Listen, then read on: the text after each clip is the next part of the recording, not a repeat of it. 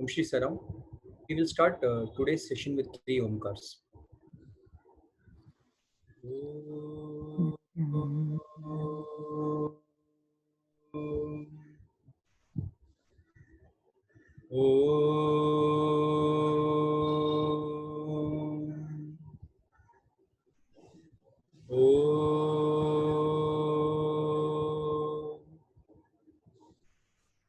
Om Shri Saram.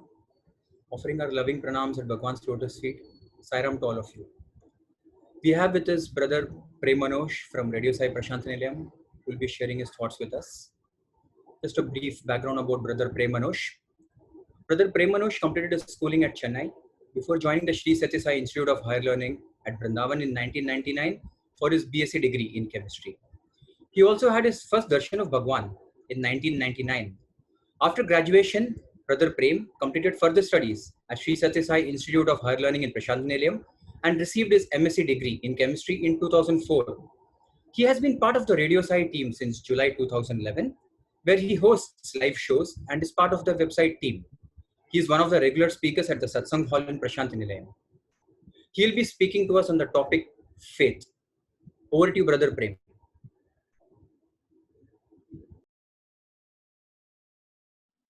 Saram everyone.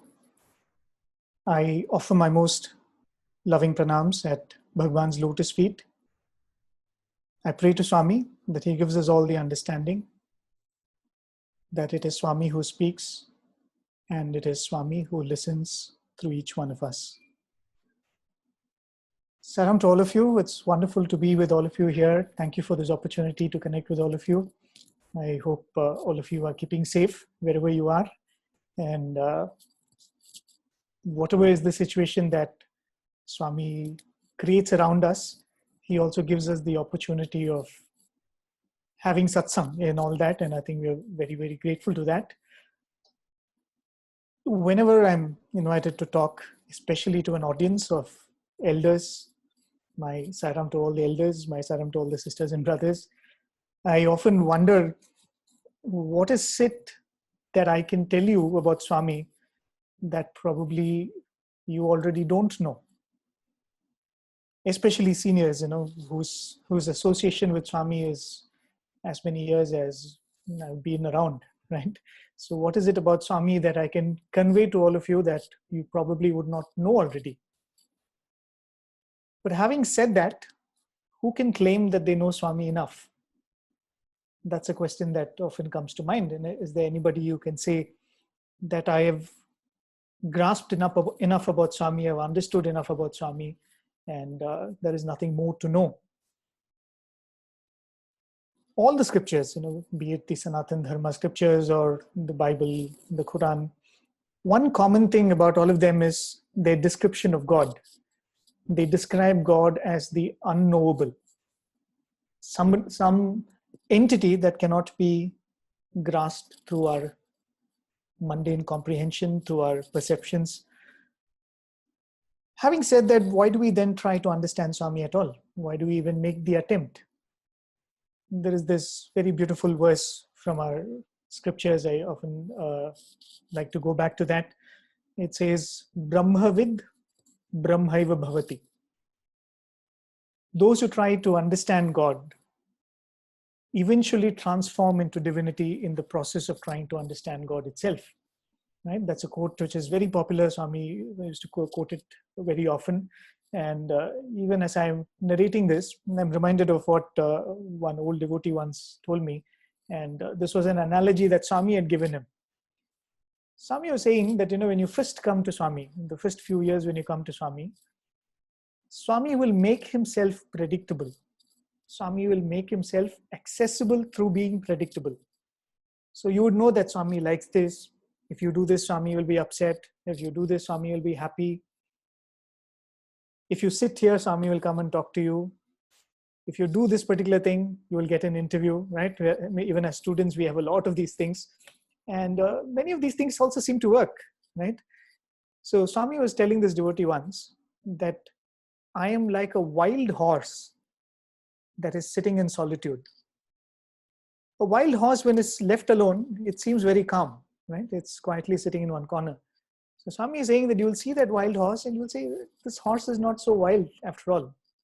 Now, probably I can mount it and I can go for a ride.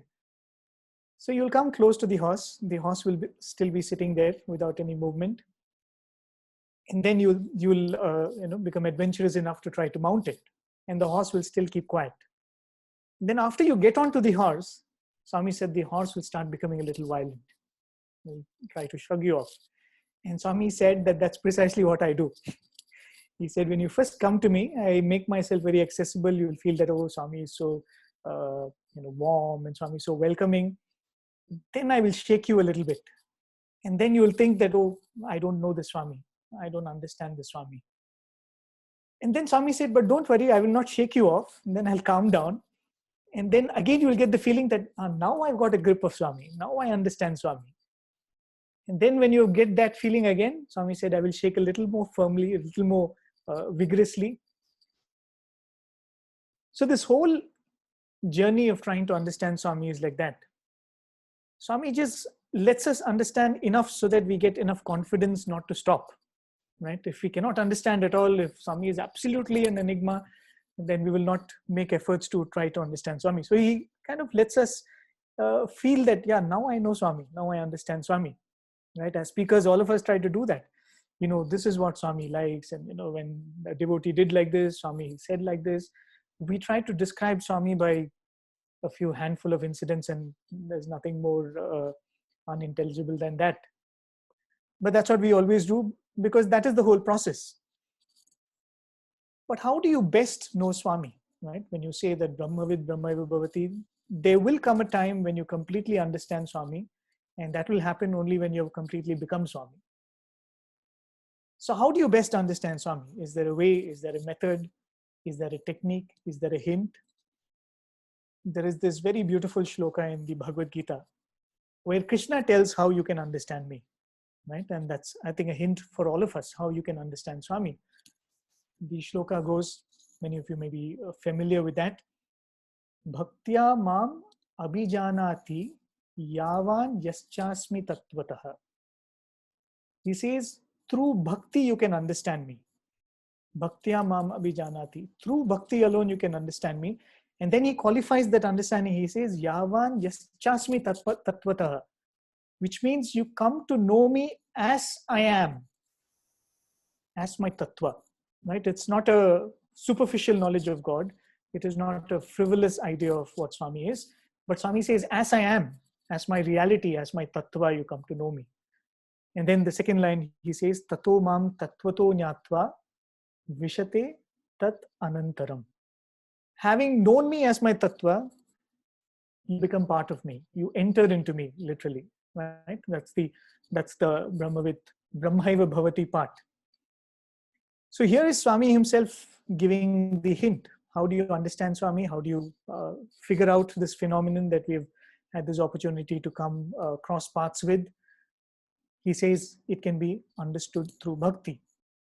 But honestly speaking, that's not enough data for us, because bhakti is as much cryptic and as much complex to understand as God himself. So what is bhakti? When you join for a degree, join into a college for a degree, or you sign up for a course, you cannot choose the criteria for receiving the degree, right?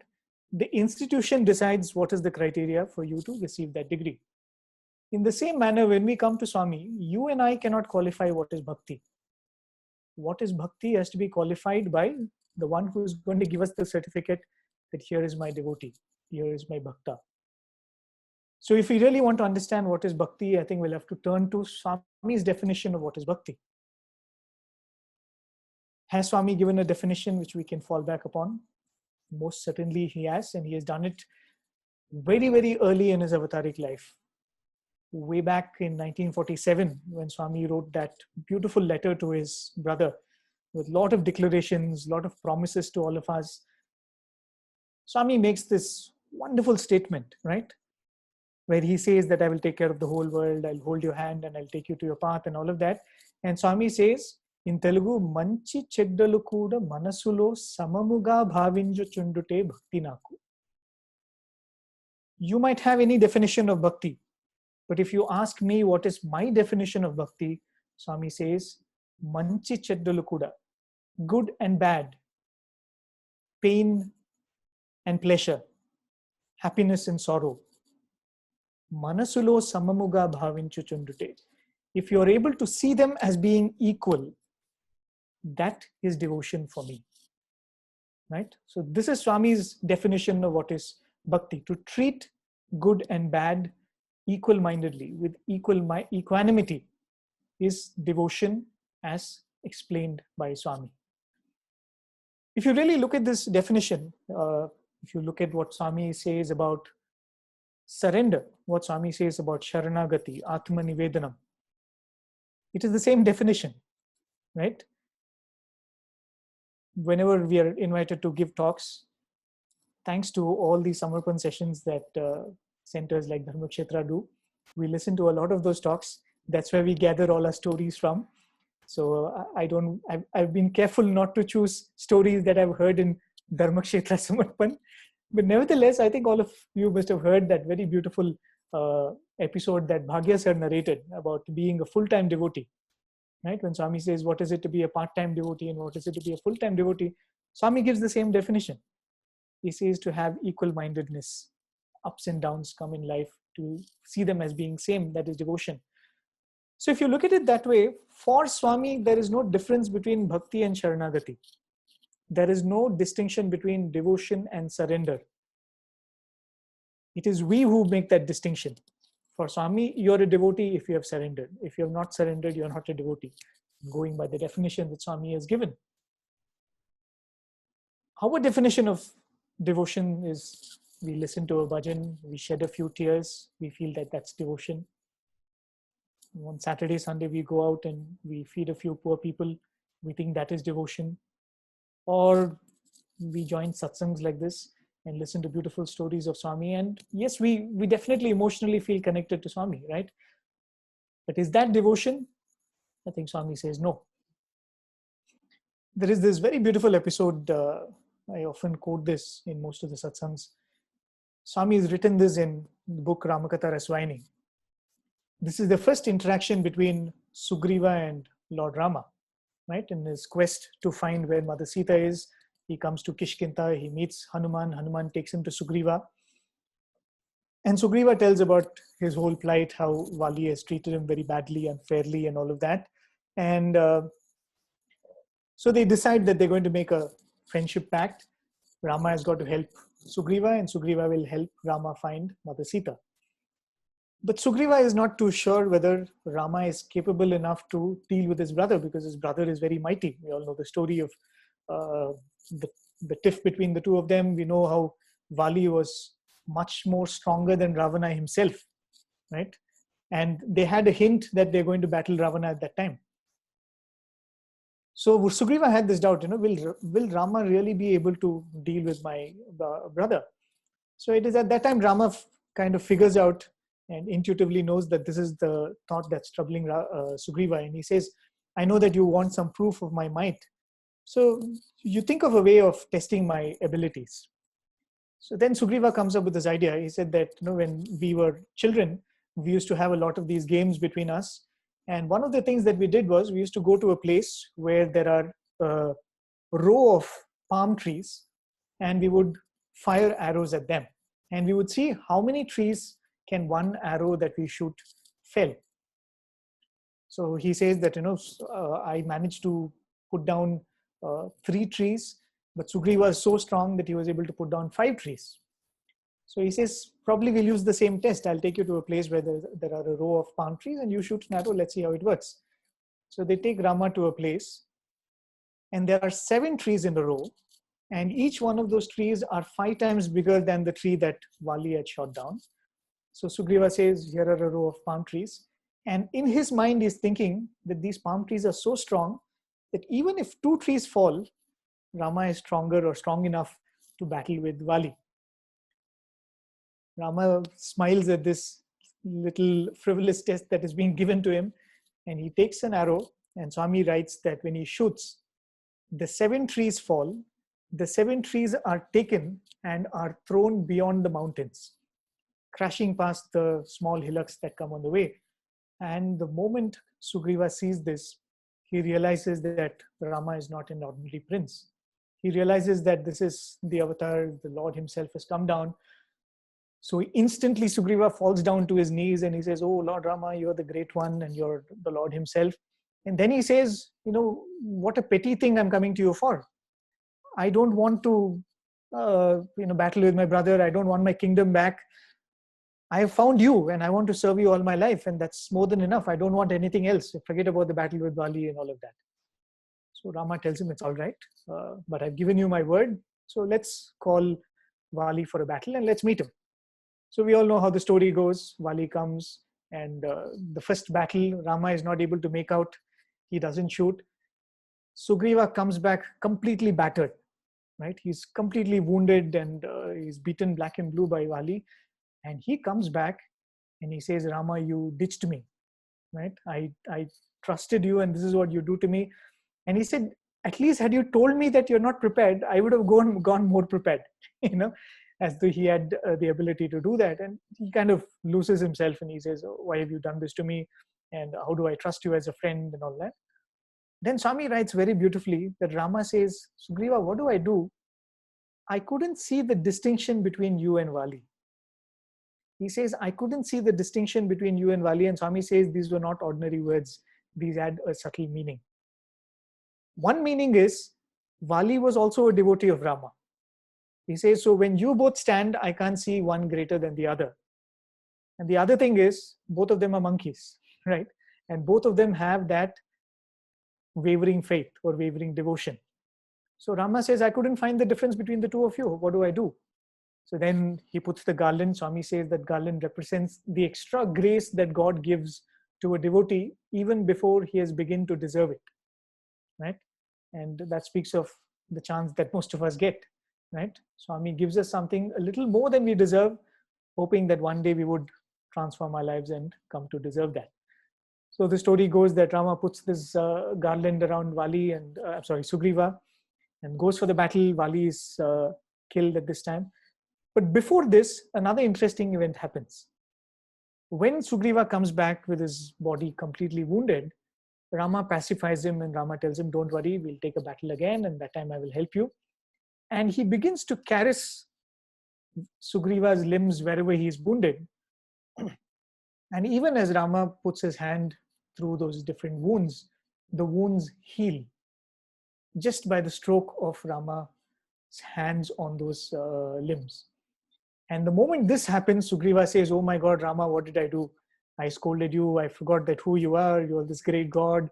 And again, he starts, "I don't want the kingdom. I don't want my family. I'm happy to serve you. I'll be at your lotus feet." And then Rama tells him, "Sugriva, don't think that this is a expression of devotion. This is not devotion. This is merely your sentiments. These are merely your emotions." He clearly says this is not devotion. To extol the Lord when something good happens and to start cursing him and to get upset with him when something bad happens is not devotion, it is only emotion. And I'm not touched by this. So he says, so get up, prepare yourself, go for the battle.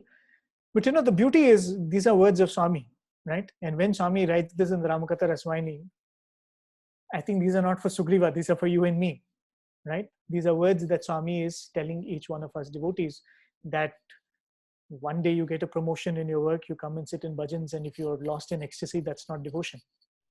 Or one day when something really bad happens and you say that I'm not going to turn up for any of Swami's work anymore because something bad has happened to me. Devotion cannot be like that, right? That kind of a flip-flop cannot be any sign of devotion. There's this very beautiful episode narrated by one of Swami's devotees. Her article is very popular in our website. Many of you must have read that article series. It's by Rani Subramaniam, a very old devotee, very profound and deep interactions with Swami.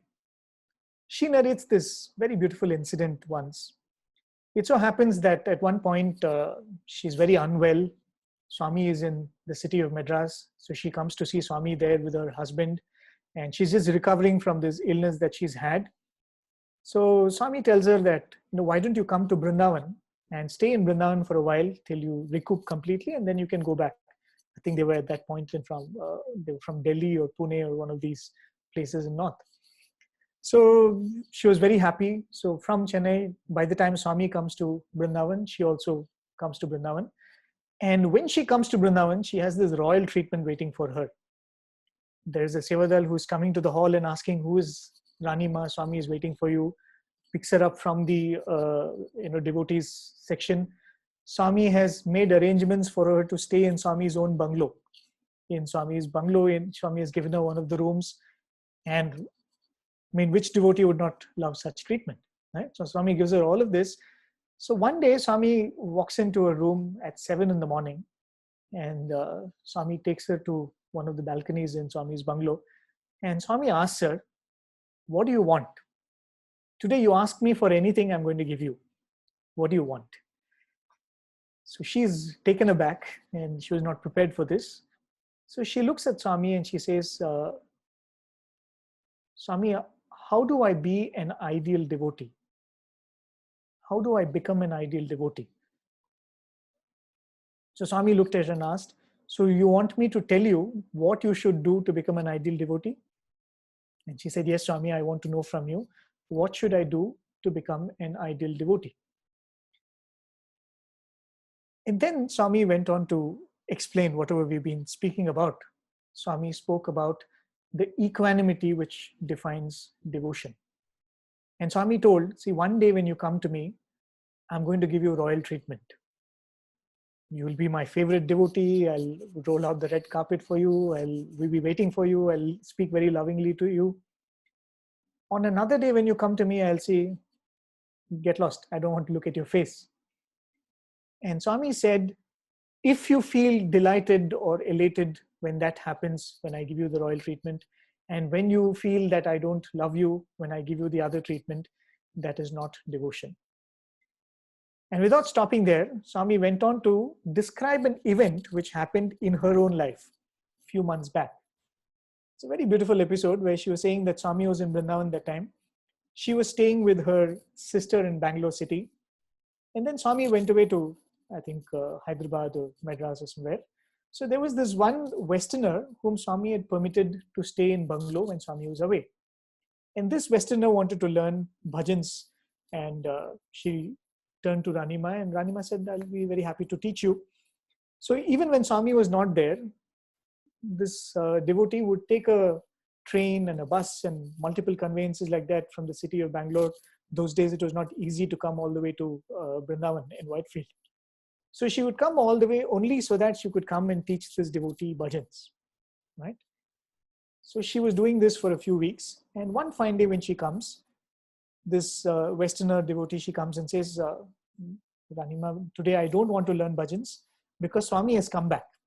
And today also happens to be my birthday, so I don't want to spend time in the classes. I want to spend time with Swami. So Ranima says, all right, it's okay.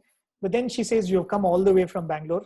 You wait here. I will go inside and ask Swami if you can come inside. And I'm sure Swami will have no problem with that. So she goes inside and she asks Swami, Ranima is here. She's been coming all the while when you're away teaching me bhajans. Can I call her inside? And immediately Swami's response is, no, tell her to go back to city. So then she starts pleading, Swami, why are you saying this? She's come all the way. She'll be very happy and delighted if you give her darshan. Swami says, no, tell her to go back. And the few other devotees were there. They also tried to plead with Swami and said, Swami, your devotee, she's not like some a stranger or something. Why don't you allow her inside? And Swami kept saying, no, ask her to go back. So this foreigner comes out and she looks at Ranima and says, I tried so hard, but Swami is saying that you shouldn't come. So Ranima says, all right. She gets into the train and she says all through that journey back to the city, she was in tears. She says, Swami, why is it you doing this to me? Swami, you don't love me. Swami, why, why is your heart dried up like this? What will you lose if you give me one darshan as though I'm asking for your property? All these kind of thoughts. And she was, there was nobody around. So she was sobbing and she was crying and she was very upset with the whole thing. After some time, after she had cried her heart out, and suddenly this thought comes to her. Why should I cry? Swami knows what is best. Swami knows what is right. I probably cannot understand that. Swami knows what is right. Why should I feel upset about that?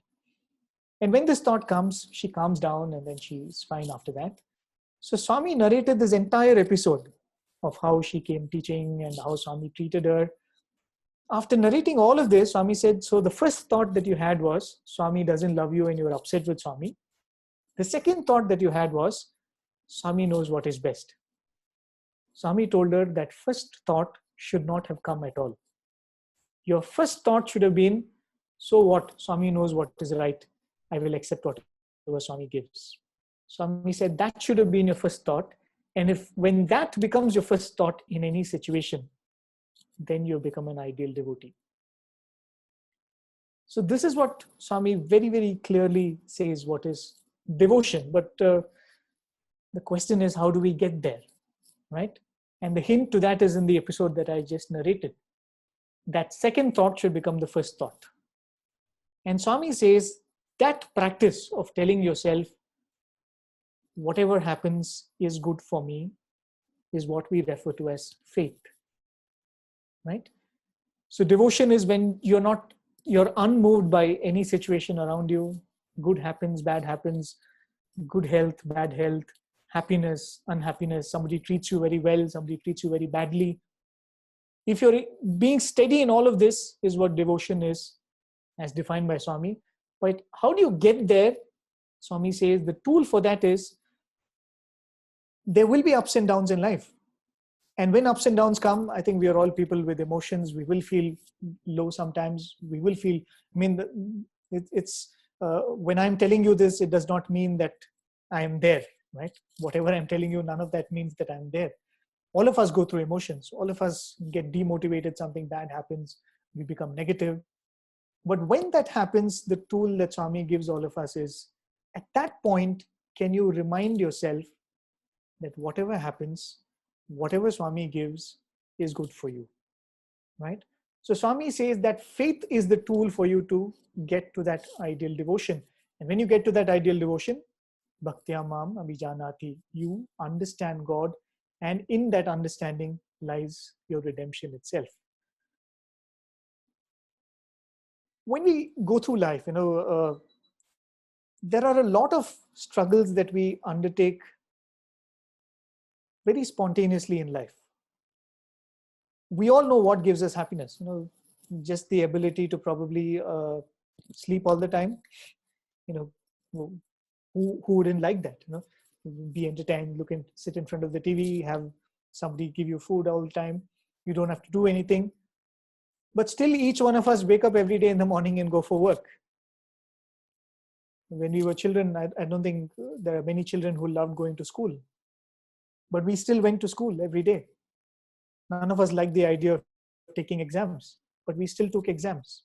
So which means willfully we were taking on some difficulties, some unpleasantness on ourselves. And that is because we could see the purpose that was there, right?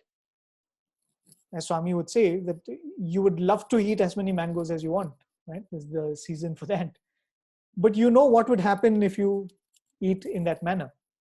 So that purpose or that idea of what this will do to me on the long run puts, you yourself restrain your pleasure, or you yourself do something which you would not otherwise want to do. So even in life, we always do that. The best example that I always like to give is, let's say that you're sick today, right? You're having a very high fever or something, and you go to a doctor, and the doctor gives you a medicine, and doctor says you take this after dinner. You come back home, you take the medicine, and let's say that you start developing stomach cramps. Terrible pains, you're not able to sit, you're not able to lie down. So you pick up the phone, you call up the doctor and say, doctor, this is what's happening. And let's say the doctor tells you that it's a good sign that you're having the pain. It means the medicine is working. I'm not too sure if there's a medicine like that, but let's just say that there is something like that. So let's say the doctor says it's good you're having that pain because that shows that the medicine is working. The pain doesn't vanish. But now when there is a purpose to that pain, somehow that pain seems to be more bearable, isn't it? We are ready to undertake that pain because I know that that pain is doing something good for me. And that's precisely the pain that we are all ready to endure when we do exercise. As I said, when we take up examinations, there are many, many pains in life that we willfully undertake because we are able to see the purpose at the end of it. But when we talk about faith, I think the faith that we are referring to in our relationship with Swami is sometimes that purpose, that idea, the reason is hidden. And to believe that there is a purpose, there is a reason, even when it is not obvious to my eyes, is what we refer to as faith, isn't it? There is this very, very beautiful quote by Rabindranath Tagore. I think it's from his timeless work, the Gitanjali, where he says, faith is the bird that sees the light and sings when the dawn is still dark.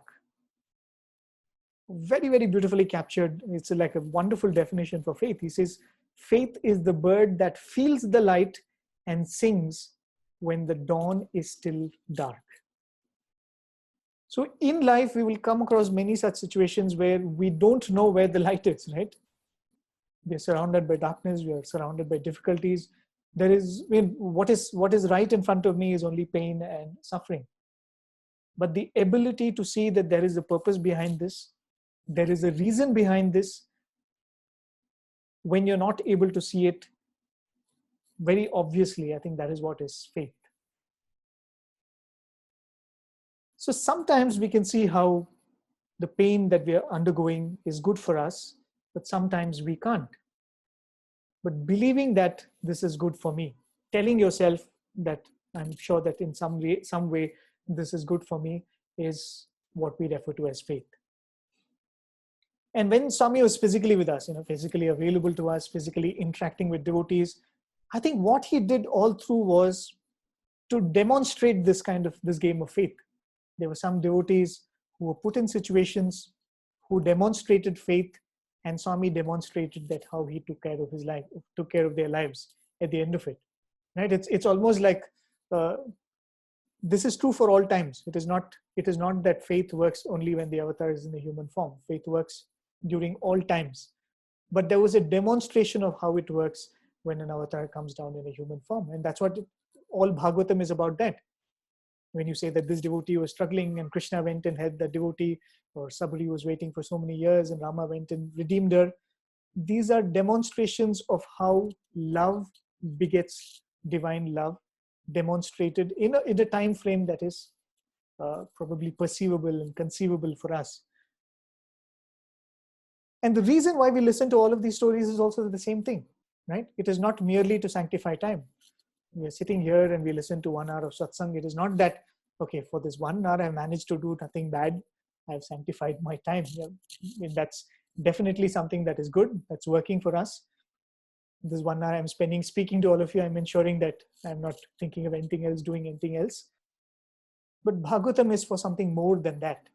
There's a very beautiful statement that Swami once made in one of his discourses. Swami said, Bhagavatam vinandi, Bhagavatam thinandi. He said, Bhagavatam vinandi, listen to Bhagavatam, but don't stop at listening. Bhagavatam thinandi. He said, eat Bhagavatam. Literally, that's what Swami said. Swami said, eat Bhagavatam, which means these stories should become a part of your thinking. When you see God coming to the rescue of a devotee, you should make that a part of our understanding that this is how Swami comes to the rescue when there is a need. This is how Swami protects even when there seems to be no hope, right? And that is the reason we all spend time listening about all of these devotees, or Swami did this, Swami did that. And even as I'm telling this, even as I'm speaking about faith and all of these stories, I think even faith can be spoken of as being of two kinds. One is the faith in Swami's omnipotence. Is there anything that Swami cannot do? Is there any disease in this world that Swami cannot cure? Including the disease that we are all worried about now. No bhuto na bhavishyati. No, there cannot be a disease which has been there in the past. There's never going to be a disease in the future which Swami cannot deal with. And Swami has given ample example of that. I'm not going to go into that, but almost every devotee who has spent few years with Swami will tell that I had a disease like this, Swami cured it. I had an ailment like this, Swami cured this. Now I was in an accident and Swami cured this. All of that variety is so that our mind can know that there is absolutely nothing that Swami cannot handle. The faith in Swami's omnipotence, right? There is this very beautiful story that one of the devotees once narrated to me. This must have happened way back in the 60s, the good old days when Swami was in Prashanti and sands around Swami's mandir. There was this family, I think, in some small town in the state of Tamil Nadu. A very humble family, not of very high means, husband and a wife. And they had a small boy, and this boy could not speak. He was born deaf and dumb. I don't know whether he was born deaf, but he was definitely born dumb, right? So they've been trying all kinds of medications, whatever was within their means. And eventually they come to know that, there is this Baba who cures a lot of people. Probably we should go and try to get his blessings. And being a family of very meager means, if they had to come all the way to Puttaparthi, they had to sell a little bit of their belongings, some furniture, some vessels they had in their house to make that trip. That was how poor they were. So they did that, husband, wife, and this little boy come to Puttaparthi. And when they come to Puttaparthi, Swami decides to show up his Maya. They are sitting morning and evening. Swami doesn't speak to them. And those were times when Swami would speak to everybody who comes for darshan, right? There was nothing like you're in form, you're out of form. No, everybody would get the opportunity. And in fact, Swami would call everybody for an interview. But Swami comes, and for whatever reason, Swami chooses to completely ignore this family. And even as they're sitting there morning and evening, what do they see? All the rich devotees of Swami come, and Swami spends so much time with them. So a few days go by, and then this mother of this little boy says, I think there's no point in us trying out here. He seems to be a Baba of the rich, right? He's a rich man's Baba. He's not for us. Let's go back. For some reason, the husband says, no, I think we're missing something here. The husband says that I don't think the Swami is like that. Maybe we just have to have a little more patience. So finally, the wife says, okay, you sit here and you can have your patience. I'm taking the kid and I'm going back. So that's what happens. The husband stays, the mother and the son leave. He stays for a week. Swami doesn't look at him. Swami doesn't call him. At the end of it, he exhausts whatever money he has and he has to go back home. So he goes back home, and the boy is still with the same ailment. He's not able to speak. So when he goes back home, the mother says, see, I told you, he's not a Baba for the poor people. He's a Baba for the rich people. He's the Baba for zamindars and ministers and the royalty. And she was so upset with Swami. So she said, take out all the pictures of this Baba that you have in the picture and throw it out, right? And it so happens that she was not satisfied with that. She wanted to show her resentment. So she takes one of the pictures of Swami and she puts it in the backyard, right? In those days, the backyard used to be the place where you would have a common toilet, right? So she put Swami's picture there as though saying that, this is where you belong. That's how upset we are with you. But the father says that, no, I think we shouldn't do that. Swami will help us definitely. But nothing happens. This lady puts Swami's picture there.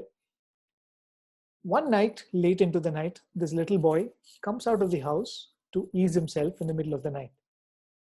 And after he goes to the toilet and he comes back, there's usually a bucket and a mug kept outside so that he can wash his feet and then come into the house. Right? Those are practices that we always followed in those days. So the mother had strictly told this boy that never come into the house after using the bathroom without washing your feet. But this boy was stuck in the middle of the night. It was very cold. It was very dark. There was a bucket over there with water, but there was no mug.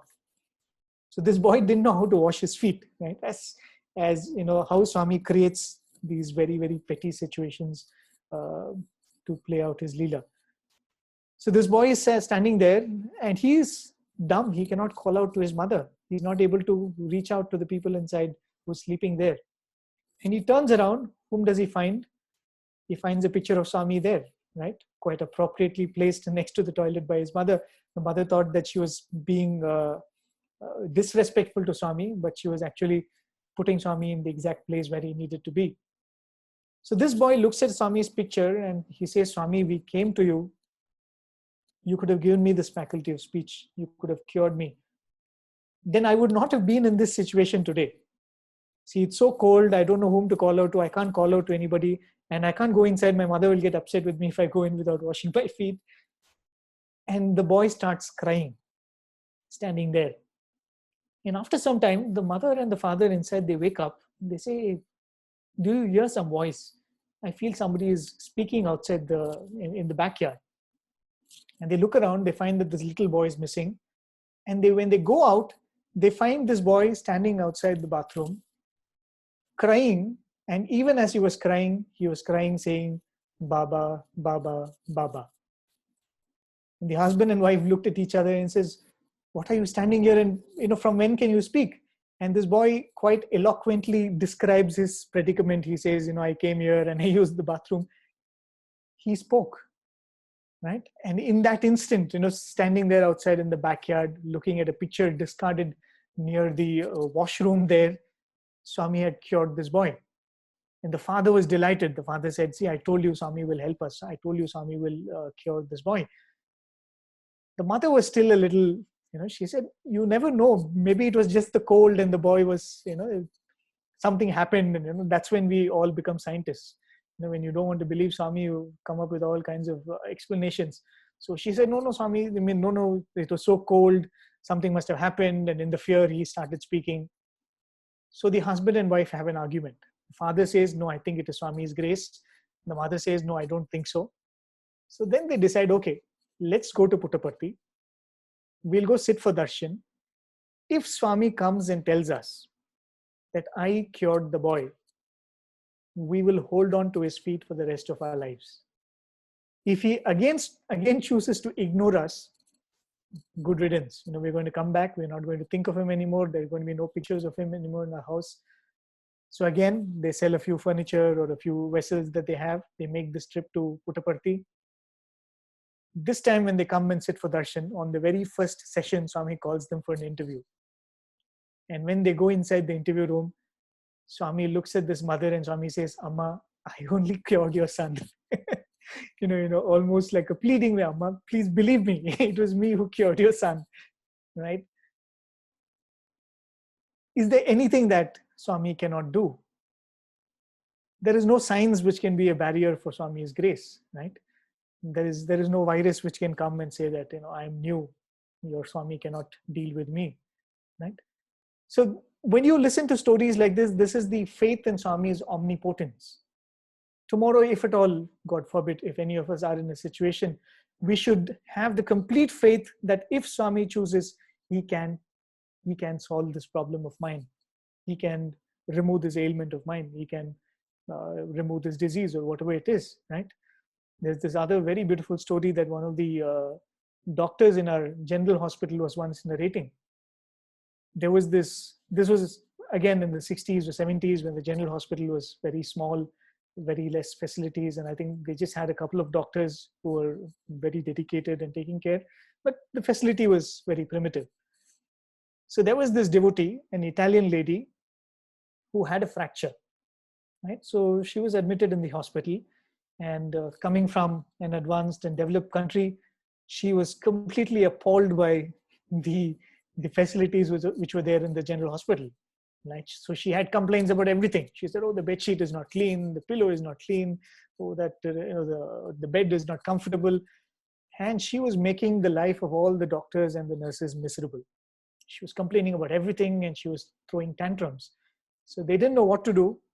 So they went to Mandir and they told Swami, like this one patient has come, please come and save us. Please come and do something about her. And Swami gives a hearty laugh and Swami says, don't worry, I'll come, I'll speak to her. So Swami makes a special trip to General Hospital just to see this Italian devotee who was fractured a leg. So Swami comes to her and Swami, they've already put a cast in her leg. And that one visit from Swami calms her down enormously. And Swami asks this lady, so how many days are the doctors telling that your leg should be in this cast? So she very grumpily, she says, Swami, they're telling me that it will be at least 15 days. And Swami tells her, 15 days? No, 1 week is good enough. Right? So Swami tells her, no, these doctors don't know. 1 week is good enough. So she's very happy. Swami comes out of the ward and Swami comes to the doctors and Swami tells the doctors, right? Any doctors in the audience, tip for you. Swami tells the doctors, see, you should never tell a patient that it will take 15 days. You tell 1 week, and after 1 week, you come and tell her you will take one more week, right? Don't tell the whole thing in one shot and then scare the patient. So you should tell her just 1 week, madam, and after 1 week, you'll take a look at that and say, no, it looks like it needs another week. The patient also will be fine with that. So Swami gave this advice to the doctors and Swami left. 1 week goes by and this lady calls the doctors and says, remove my cast. Swami told 1 week. You can't tell the patient that this is what Swami told us. Right? That'll be like betraying what Swami had told them. So they were trying to convince her. They said, no, madam, yes, Swami told, but your leg needs a little more time. You shouldn't take it out.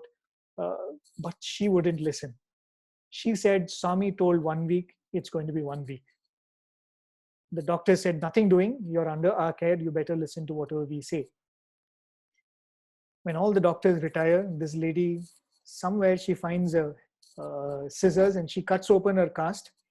And the next morning when the doctors and the nurse come, she's happily walking around the ward. And again, they're shocked. They don't know what to do. So they run to Swami and they said, Swami, this is what happened. This lady has removed the cast herself. And Swami started laughing. Swami said, she had so much faith when I said 1 week, that 1 week was enough for her. Right? So all our doctors in the hospital, how much ever they treat the patients, how much ever they heal, they know who is the one who is actually healing the patients, right? So when we listen to all these kind of stories, it is that confidence that we get in Swami's abilities. There was this one student who had completed his education those days before the university had begun, right? Those days, the students used to do their undergraduation in the Vrindavan College. And sometimes Swami would permit them to do their masters in the Bangalore University or go to Anantapur and do their masters there. But pretty much they would continue as Swami students. They would be allowed to come and sit with the students whenever they come and all of that. So there was this one batch which was graduating. So Swami was talking to them and Swami was telling, so what are you going to do? So somebody said, Swami, I'm going to go back. My father wants me to come and join the business. And Swami was blessing all of them. So somebody was saying, Swami, I want to be with you. Please give me a job.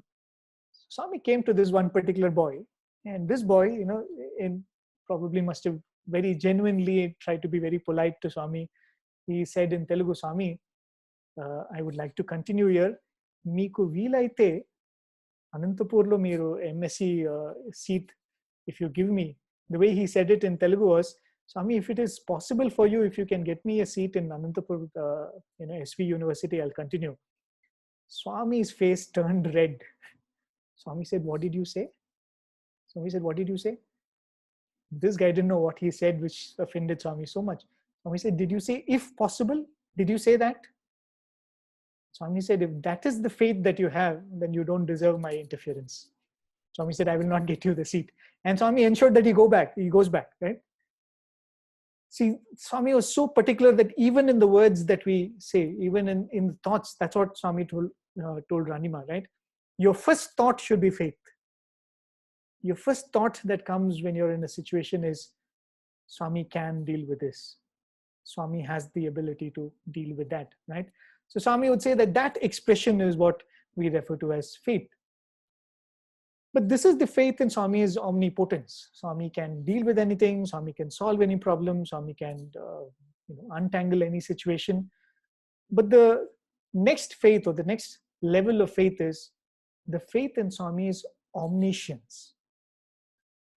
See, when I have a problem and I pray to Swami, when I have a need and I pray to Swami, it automatically means that I believe that Swami can solve the problem. Otherwise, I wouldn't be asking him at all, right?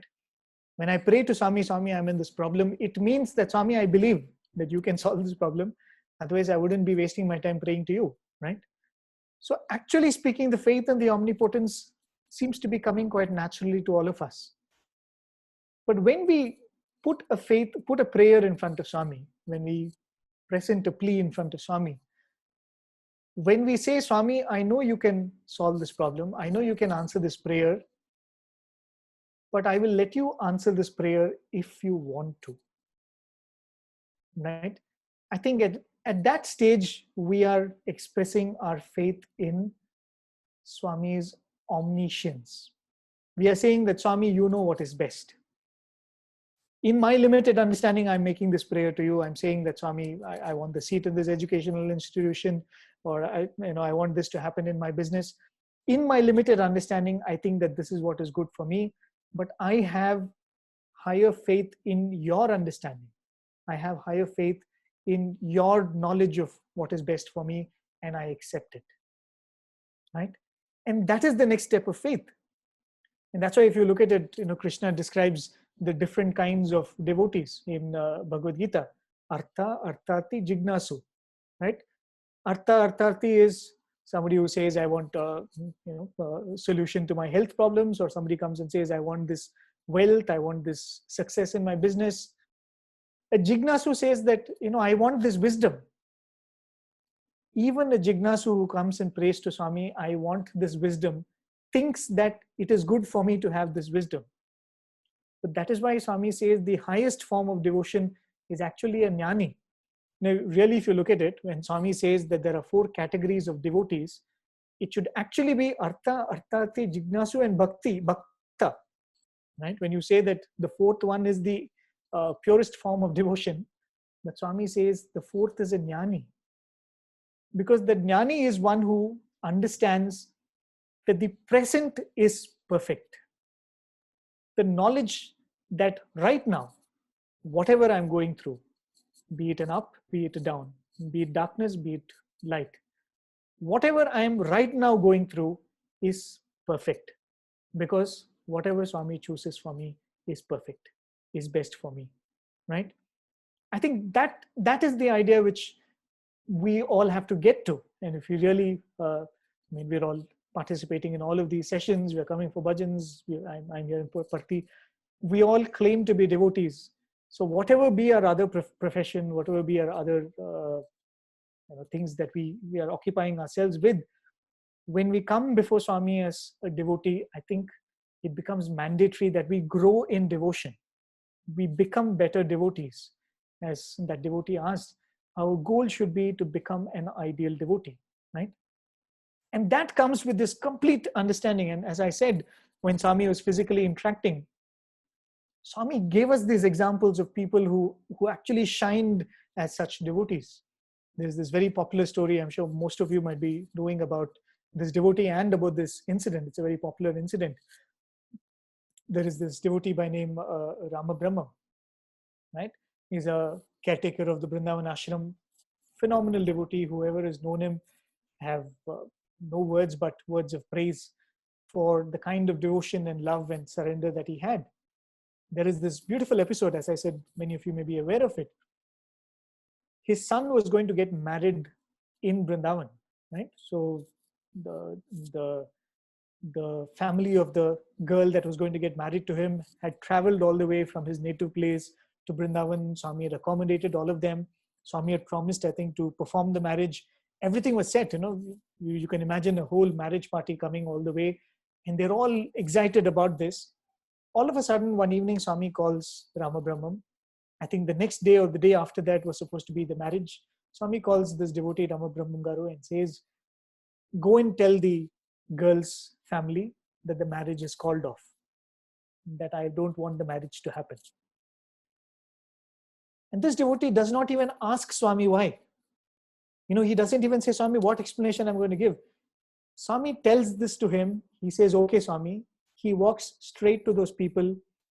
He goes to them and says, the marriage is not happening. We have called off the marriage. You can imagine the anger and the resentment which he would have faced from that side. They were so upset with him. They were angry. They were like, they were using foul language against him and against Swami, and they were so upset. And they began packing the things, and they were about to leave the next day. And what happens the next day? Ram Brahmam Garu's son, who was supposed to get married, the marriage was for him, a snake bites him and he passes away. Right? The boy who was supposed to get married. And you can imagine the relief that that family would have felt. Then the family of the girl, they come and literally fall at Ram Brahmam Garu's feet and says, what a great disaster you have saved us from. What a great disaster Swami has saved us from. Imagine if the marriage had happened, the girl would have become a widow overnight. And we're talking about different times, right? People don't take these things lightly. They will say that inauspiciousness and inauspicious person. And they said, what a great grand disaster you have saved us from. But imagine the devotion of this devotee who did not even question Swami. He said, Swami, if you tell me something, it must be for my good.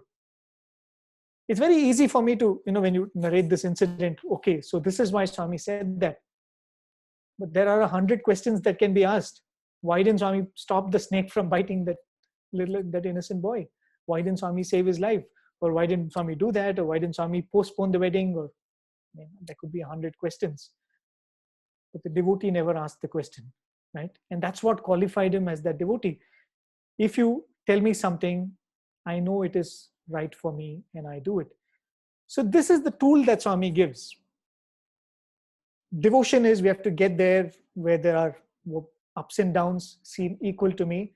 How do we manage with that? Because the mind does feel ups and downs. So Swami says whatever happens to you is good for you, is a tool.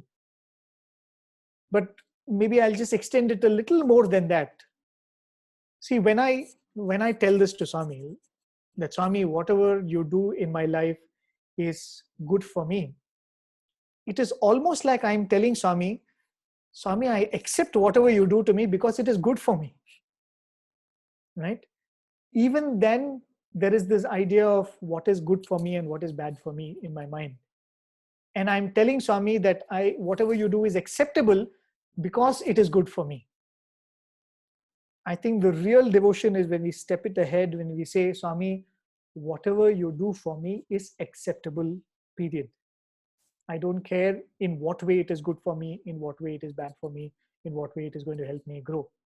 Right? That's what Rama Brahmam did. There is no question of reasoning. How is this good for me? And how is this going to work out? Is this going to change? Whatever you give me is acceptable for me. When we sit in mandir, we all have our favorite sweets, right? We all have, I like motichur laddu, I like this. And sometimes being students, we are bugged of a certain sweet which keeps repeating too often. And you say, oh, let's hope it's not that sweet this time. But nevertheless, whatever is the sweet, we'll eat it. Why? Because it is prasadam. And what is prasadam is always acceptable. The moment something becomes prasadam, what I like, what I don't like actually does not matter. Right? In our tradition, that's why we have all kinds of prasadams. When you have Ugadi, they give you a prasadam which is bitter, which is probably not something that you always relish. But we accept it because it comes with a tag prasadam.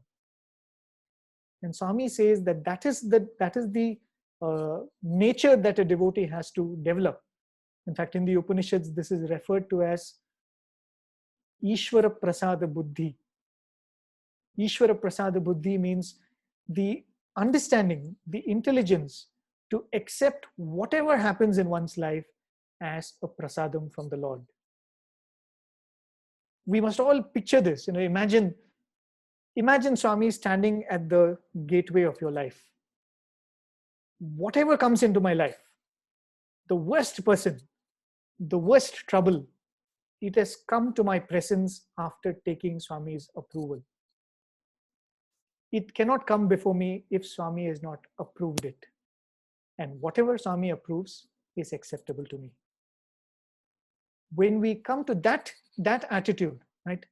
And this can come only with practice, right? As Swami would say, this has got to be practiced. Anything, and as Krishna tells, Abhyasena tu kaunteya, he says only with practice it comes. The mind is difficult to deal with. You have to practice. And how do you practice? Swami would say, if you want to learn swimming, you have to jump into the pool. If you want to master the art of moving around in the dark, you have to have darkness around you, isn't it? So the only way we can develop faith is when we are put in situations where faith is required. There is this very beautiful dialogue. Some of you must have seen this movie. It's a very famous Hollywood movie. It's a, if I'm not wrong, it's Ivan Almighty, right? Where Morgan Freeman comes as God. There is this very beautiful dialogue that he gives there. We quote it in all our radio satsangs. Many times we've quoted this. He says, I've just got that quote here. He says, if someone prays for patience, you think God gives them patience, or does he give them the opportunity to be patient? If he prayed for courage, does God give him courage, or does he give him opportunities to be courageous? So when we tell that I want to develop that faith, I want to develop that love, situations like we are in now, we should be grabbing it with both our hands, right? When we are put in situations where we are doubtful, where we are in the dark, where we are in the midst of negativity, as devotees, we should rejoice at that moment. Here is an opportunity for me to practice surrender. Here is an opportunity for me to practice faith. Here is an opportunity for me to look at a problem and say, you have come to me because Swami has given you to me. You are nothing short of prasadam, right? And this is an opportunity that Swami is giving us all together. And that's why I would often tell, faith is a very abstract concept. How do you define faith? How do you speak of faith? How do you qualify faith? But faith expresses itself as certain emotions. And one of those emotions is fearlessness. Faith is fearlessness, right? And that is why when Swami would raise both his hands and bless us, Swami would call it Abhaya Hasta, right? It's a conferring of Abhaya, it's a conferring of fearlessness. And when Swami is giving us fearlessness, Swami is actually gifting us faith. So at some point we have to look at Swami and say, Swami, please come and solve all my problems. At some point we have to look at Swami and say, Swami, give me whatever problem you want, but ensure that I always hold on to you with love. And I accept all of that because it has come to you from me. Right? So I thought these are the thoughts I wanted to share with all of you. Thank you very much for your very patient listening. If there are any questions, I think I'm adventurous enough to try to field them. Prem, there are certain questions. I'll just read it out to you. Sure. Is silence equal to devotion? Is it equanimity? Yeah, that's a very interesting question. The thing which Swami says is, there is always in devotion or in the spiritual path, there is always an overlap between tamas and sattva, right? Tamas is when you're fearless, also you look like a devotee. When you're very quiet and you don't want to speak up and you don't want to take any action, that time also you appear like a devotee, right? And that's why that genuineness is the onus is upon us. Swami would say that even about meditation when he speaks. Somebody who's sleeping and somebody who's in deep meditation appear to be the same. But sleep is a sign of tamas, meditation is a sign of sattva. So you cannot always qualify silence as being that of devotion, but definitely inner silence. Whatever happens around, if you're able to maintain your tranquility, yes, that exactly is what devotion is all about. But it does not mean slackness, it does not mean slothfulness. That becomes tamas. And for most part, nobody can judge that other than yourself. That's why in the spiritual path, you're all by yourself. You have to find out for yourself genuinely where you are. Are you being a devotee or are you being a hypocrite? Okay. Another question: how do we differentiate between Swami's will or decision and our lack of hard work when we lose a certain opportunity or a task? How to maintain equanimity at that point in time? I think the various situations differ, right? Many people ask this question. When there is a deadline, it's actually very easy. Let's say you're doing a 100-meter dash. Your hard work is only till you reach the line, right? So you're happy. There's a clear demarcation to how long you want to hard work. You have to work hard. once one of the listeners who is doing research asked me this question: how do you know if you have tried hard enough? Right? Because research is something that keeps stretching. There is actually no easy way of knowing that. We often think of surrender as something that comes at the end of effort, right? We have put all the effort, and at the end of it, I can lean back and say, Swami, now I surrender to you. But probably surrender is something that has to go hand in hand with effort, right? Every day, you probably never know some tasks that we have to take care of. Like for instance, if you're a parent, if you're taking care of a child, you never know when your duty ends, right? You never know when you've done enough. Probably some efforts are lifelong. That is why this attitude of prasada buddhi, as I said, prasada buddhi is always spoken of as being in conjunction with arpana buddhi. They say Ishvara arpana buddhi and Ishvara prasada buddhi. Whatever you do, whatever task that you do, you make it as an offering to God, and whatever result comes, you accept it as prasadam. But in the process, the practicality is never lost. Let's say I'm a teacher. I go into the class and I teach. Tomorrow, if all my students fail, I can't sit back and say that, okay, Swami, this is your prasadam. You can accept it, but you should go back into your effort and say, is there something else that I can do? Is there some other way I can try to get my lesson across, right? So the practicality remains. You don't give up practicality at all. But at the same time, you use this surrender as a mental cushion for you. You don't get worked up too much, because at the end of it, there's a very, very beautiful piece which Abraham Lincoln writes. I think it's called the Meditation on the Will, or Meditation on the Divine Will. It is there on Google. If you search for that, you'll find that. We all know Abraham Lincoln's greatest struggle in his life. He was trying to free some of the American states from the grip of slavery, right? They were practicing slavery and he wanted to abolish that. There were some states in the United States, they wanted to retain slavery. So at one point, he kind of loses it. He says, I'm trying to abolish slavery. I think this is God's work. I'm trying to help people who are poor and who are downtrodden. I think this is God's work. Why is it not happening? I'm taking good, noble work. I'm putting my best and pure intentions into it. I'm working so hard. Why is it not happening? And then he kind of, in a meditative state, writes down this thing. That's why he calls it the meditation on divine will.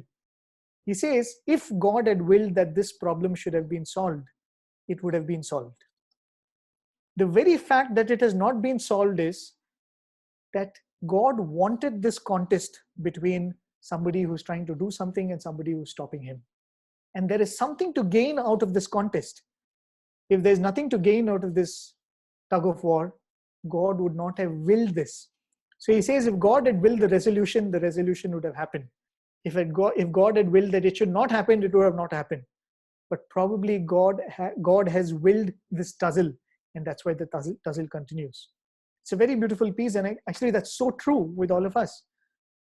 So surrender is not something that we practice at the end of our effort. Surrender is something that we have to practice even as we are doing our effort.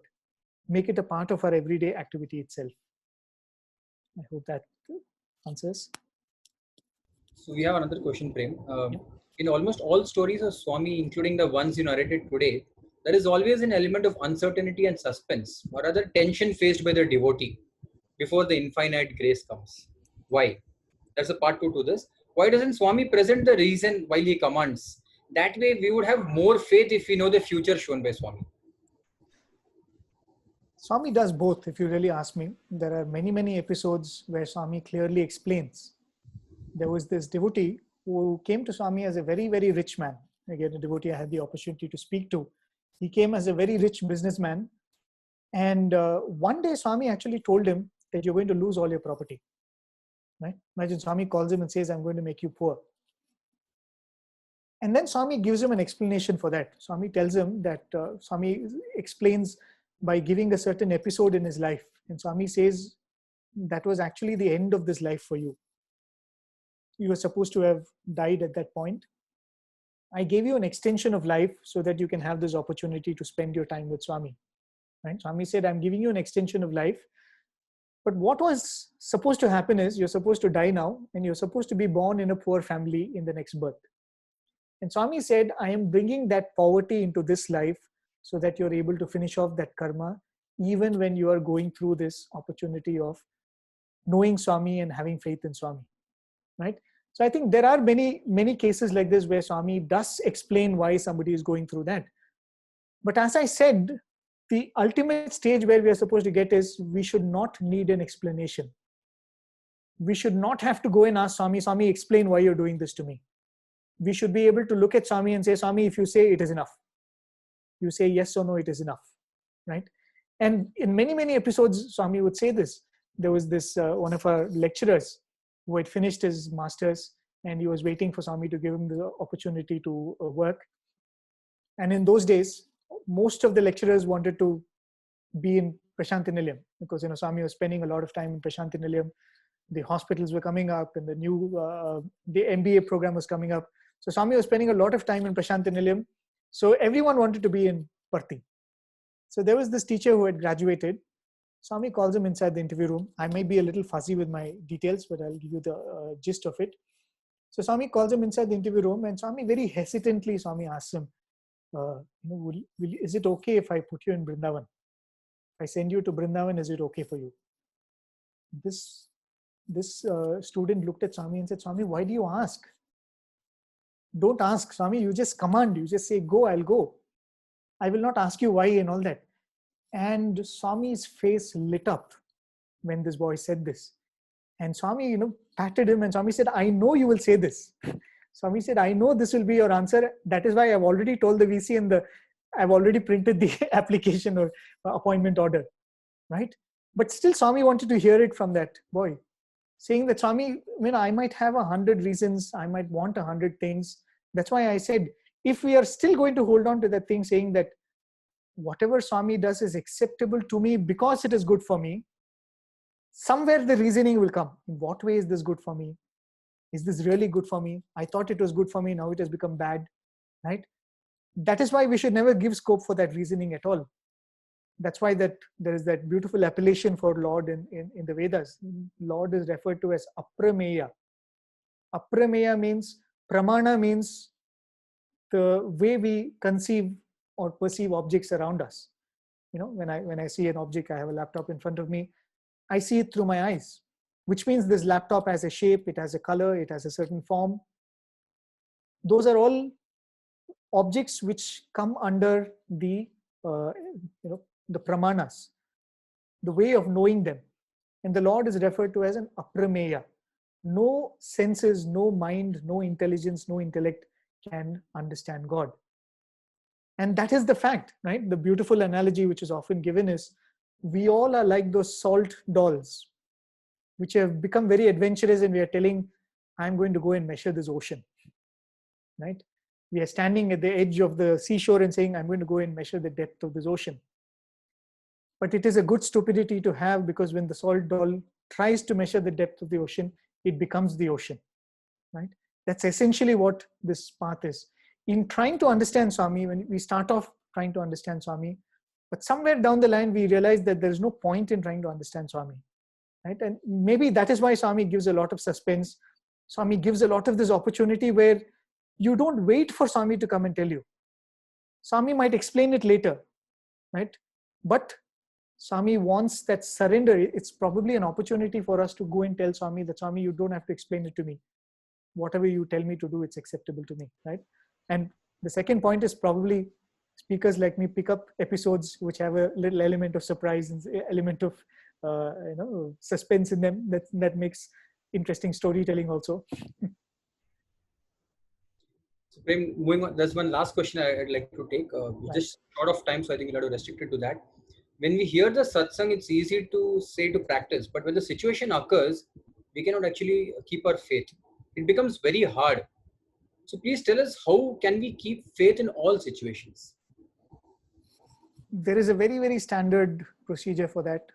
It is spoken of in all our Upanishads.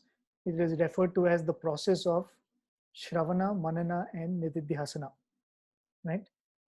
Shravanam is what we are all doing here.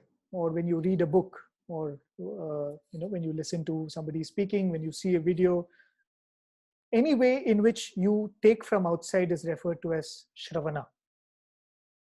Manana is the same satsang which happens inside your head, right?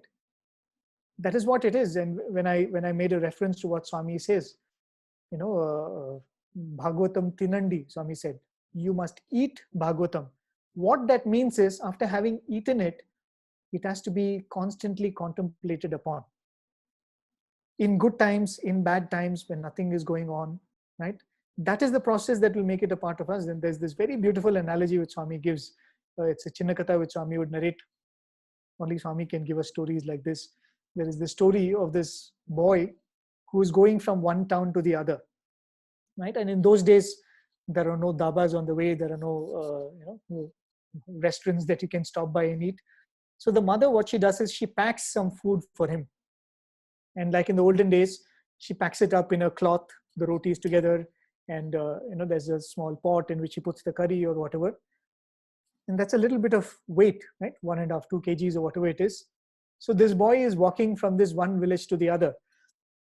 And Swami says at one point he's so tired because it's mid-noon, the sun is beating down, and then he has to carry this lunch and go. So he's getting tired. So Swami says, what does this boy do? He finds a nice shady tree. He sits under it. He eats the food. He digests it. He sits there for some time. And now the burden is gone. And now he's got energy also, right? Swami says double bonus. Now he doesn't have to carry that bundle anymore. And he is also energized. And Swami says, if you keep carrying whatever I tell in my discourses only in your head, it will only become a burden. So what you carry in your head has to be chewed and has to be assimilated. And that is the process of Shravana, Manana, Nididhyasana, right? And much of this does not come naturally. Much of what we do in everyday life never came to us naturally. We were not born with the ability to walk. We were not born with the ability to talk. And that's why Swami would keep on telling, practice, practice, practice, practice. And every time a difficult situation comes in life, Swami says, if you're a good student, I don't think I wouldn't claim myself to be a good student in college, but Swami would say, if you're a good student, when they announce an examination, you'll feel very happy, right? Swami will say, oh, examination is coming, because every examination is an opportunity to test yourself, and every examination is an opportunity to progress. So Swami would say that when you listen to all of this, yes, it will not come naturally, right? Because Swami would say, it comes like this, it goes like that. That is the natural way it happens. But when it comes into your ear, Swami says, put it through this process of Shravana, Manana, Nididhyasana. Talk to yourself.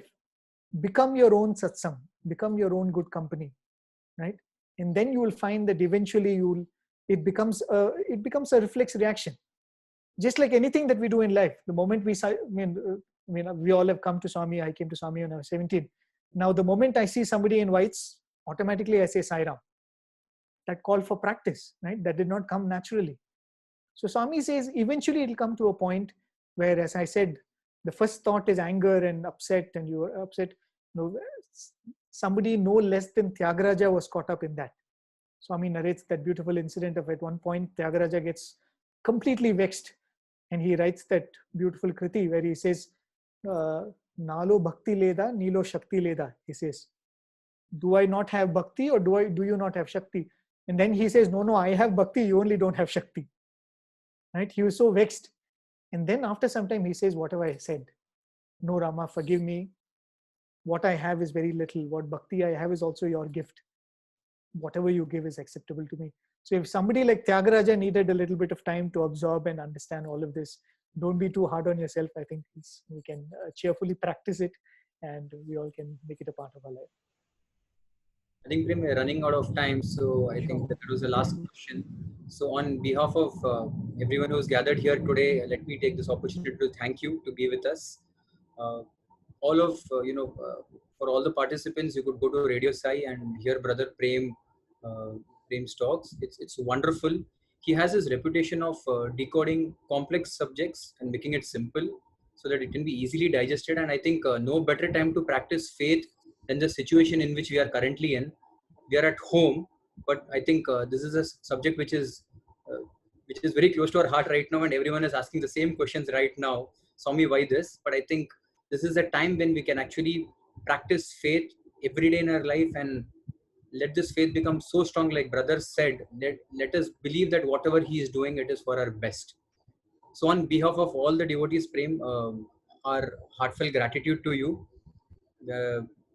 Hopefully we get you again back for a session sometime in future.